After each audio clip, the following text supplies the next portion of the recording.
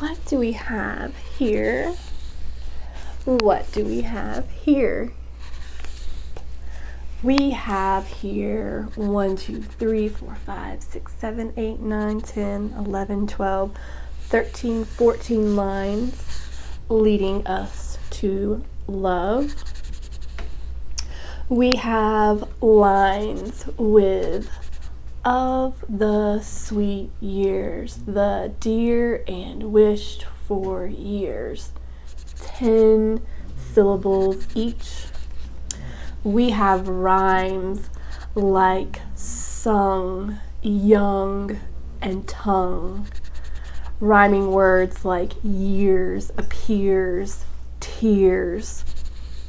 What we have here is a sonnet, and it is a sonnet written by Elizabeth Barrett Browning, an English poet from the 1800s. And it's said of her that these love poems have long been considered the finest ever written by a woman in the English language, and their literary excellence is surpassed only by the sonnets of Shakespeare. Those are pretty weighty words to describe the poetry of Elizabeth Barrett Browning. Even people who care nothing for poetry know who Shakespeare is and know of his greatness. So to have your sonnets compared and say that they're the finest ever written by a woman in the English language, and their literary excellence is surpassed only by the sonnets of Shakespeare, that there must be something pretty amazing on these pages. I am someone, I love words. I love the idea of playing with words and arranging them in clever ways. But if that is all you've done, is arranged words in a clever way that rhymes, you have not impressed me very much. But if I can crawl inside your poem and I can suddenly see your vision thrown up in front of me and see it so vividly, and I can feel it in my whole body, then I'm impressed. If you can do both, if you can create a beautiful structure for your words, a structure that is old and ancient, you can take something like that and you can breathe imagery and feeling into those structures, then maybe I'll be impressed. And as someone, I would say I'm a little bit snobby toward the English. For some reason in my head, I have this terrible idea of the English as being like super proper and drinking their tea, and there's just something for me that's not super attracted to English writing, English poetry. So as soon as someone says English anything, I sort of am like, ugh. Like, I think my natural bit is towards somebody like Mark Twain. Like, there's something about him that's kind of rough around the edges, something very American, and that says what he thinks and is funny. So there's something about this English ideal that seems so proper, and to me that it's so proper that I can't feel the realness in it, but it's really not true. This is an idea that I feel like I have sort of labeled on this English image in my head. And what I love about Elizabeth Barrett Browning is she sort of undoes that for me. And how she undid that for me was after reading about how great these love poems were, these sonnets. After reading that she created all of these sonnets for her husband and gave them to him after their marriage, I was starting to have this idea that I was going to come to some poetry that was very just flowery. I don't know what I was expecting. But it was definitely not what I found. What I actually found myself saying when I was reading her poetry was, has anyone actually read this before? This is sad. This is really sad, and feeling this strange feeling of her maybe falling in love, but at the same time being aware of her strange sadness and poverty of spirit, and it was a very conflicting thing inside me to read her sonnets. It was not this feeling of jumping into a poem where you were just enveloped in these feelings of love. That was not it. Where there was love, there was grief, there was sadness. There was love, there was grief, there was sadness. And it was this very strange mix. And it made me wonder, what in the world her husband thought when he opened up these poems and read them for the first time. What he thought when, did she say these are love poems for you? And did he read them and think, oh, these are so loving and beautiful? Or did he see her sadness, her grief, her poverty also?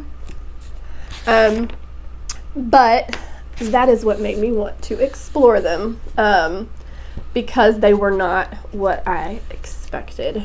So today we are going to explore the very first sonnet in her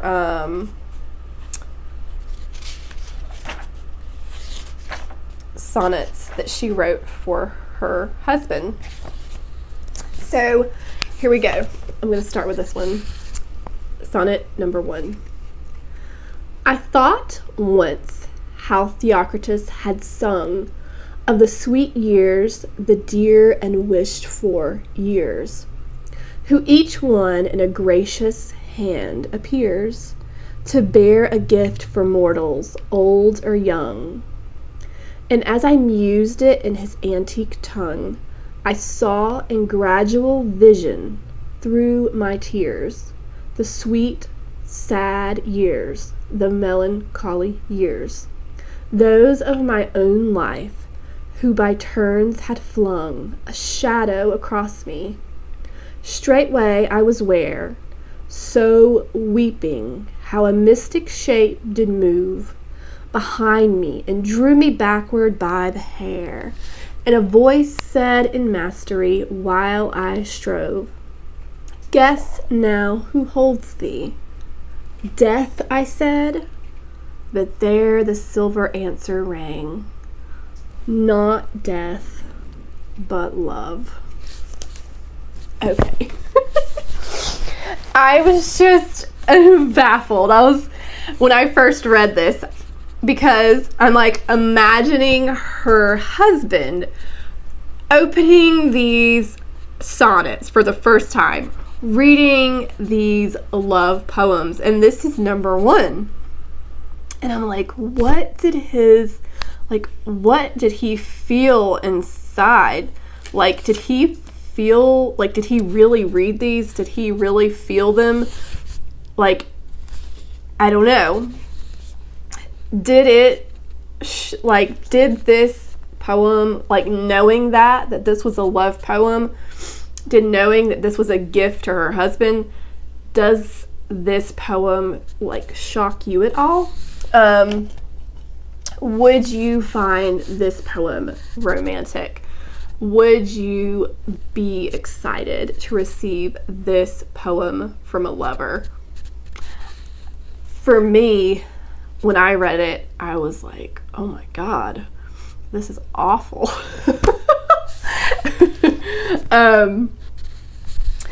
And I think it's so, and because I read some more of her poetry, which I will explore later, I was seeing this like pattern of like sadness in some of her poems that I was like, this is the strangest love poetry I've ever read. So we have her start off, and she is thinking about another poet. She's thinking about Theocritus, who I looked up. He's a Greek poet of pastoral poetry, which I think is sort of like love poetry that takes place in rural landscapes. I don't know. But she's thinking about one of his poems and how he had sung of the sweet years, the dear and wished for years. So she's sort of contemplating time through this other poem. And she's thinking about how there's like this hand of time, and it appears bearing a gift to us mortals. And it gives us year after year after year. And then as she thought in his antique tongue, as she was thinking on his poetry, she saw in her own vision through her tears. So as she's thinking about this poem, she starts to cry, and she starts to see the sweet, sad years, the melancholy years of her own life. And I'm like, oh wow, this is a love poem. This is a love poem. This is a sonnet. This is for her husband. She's thinking about this poem about time and the sweet wished for years. And she starts to think about her own life, and she starts to cry. And she thinks about her own life through her tears. Those sweet, sad years, the melancholy years, those of my own life, who by turns had flung a shadow across me. So you start to see these years of her life.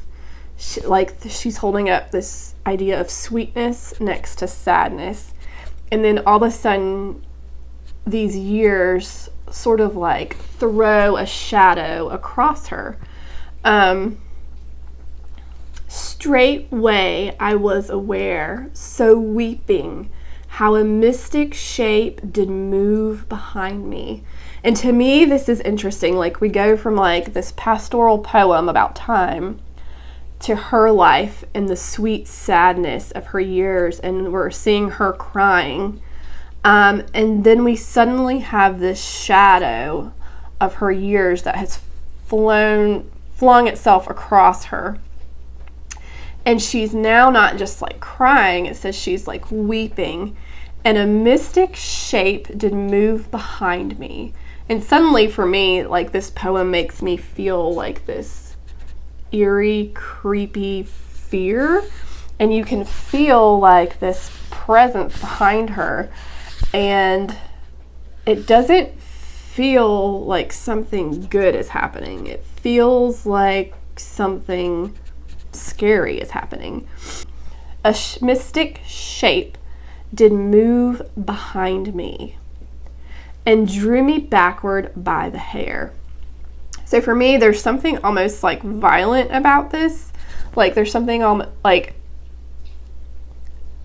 a mystic shape did move behind me. So it's this something coming up behind you, which is kind of like a scary feeling. And whatever this mystic shape is, drew her backwards by the hair. And so you have this idea that maybe she's like standing still, she's moving forward, but this mystic shape, this shadow, maybe this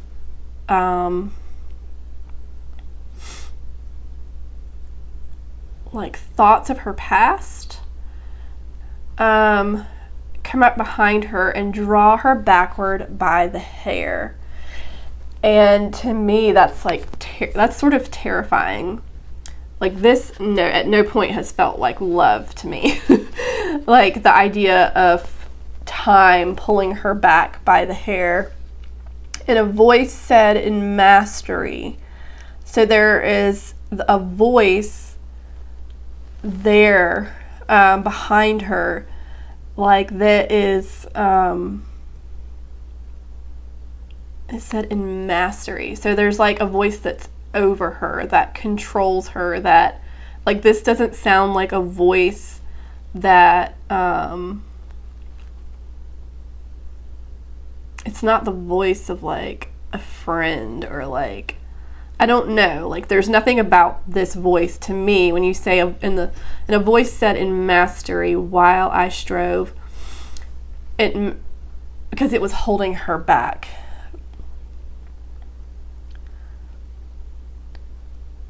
It said, guess now who holds thee. And I'm like, that is like, to me that reminds me of something out of like a horror movie. Like, you know, what is it in Scream when the guy calls and he's like, where am I? Like this to me is like something out of a horror movie. Guess now who holds thee.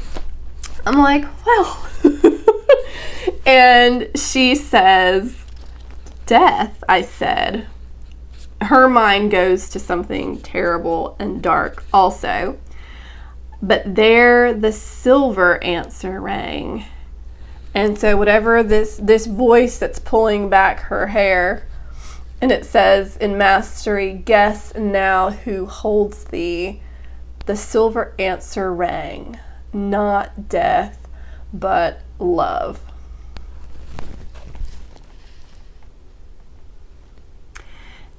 So for me, when I read this, I find myself like, whoa. I don't know about you, but that is a very like terrifying beginning of a love story. For me, that's a terrifying beginning to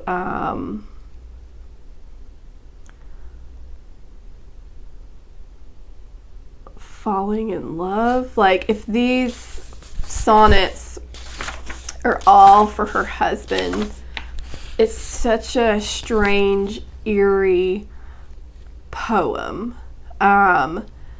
And I guess I'm curious when you read this poem, when you hear what has come up behind her, this shadow that's come over her, this voice of mastery that is pulling her backwards by the hair as she is trying to strive forward. And it says, guess who now holds thee? And she says, death. And the silver answer rang, not death, but love.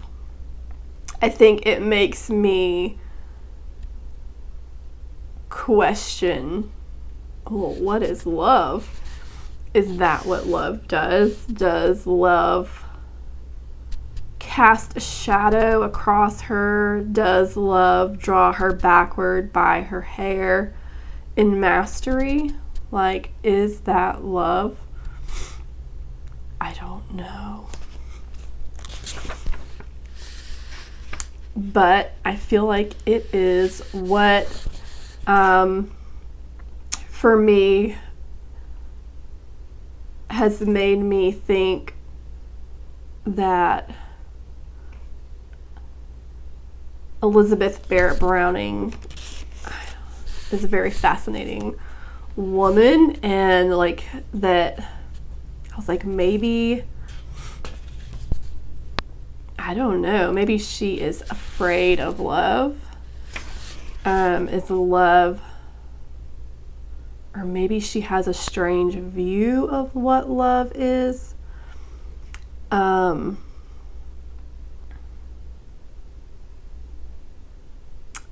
I think it's a fascinating idea to confuse death with love.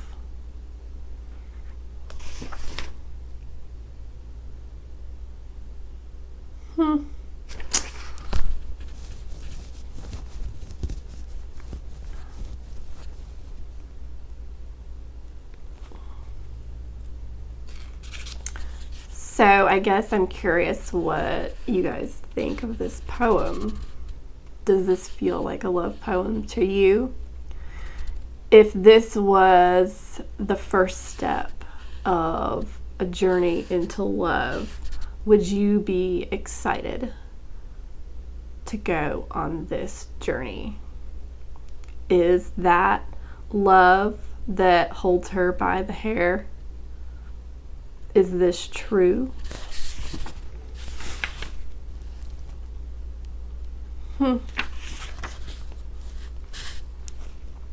I don't know. But I have a feeling we have an interesting little journey into her poetry ahead of us. So I hope you'll join me, because I sort of want to explore not necessarily the part of these sonnets that is exploring her falling in love, but I sort of would like to experience her sadness, because I feel like in these poems there is mixed this great sadness and this great grief. And I'm not sure I've read poetry like that before, where there was so much sadness in a love poem.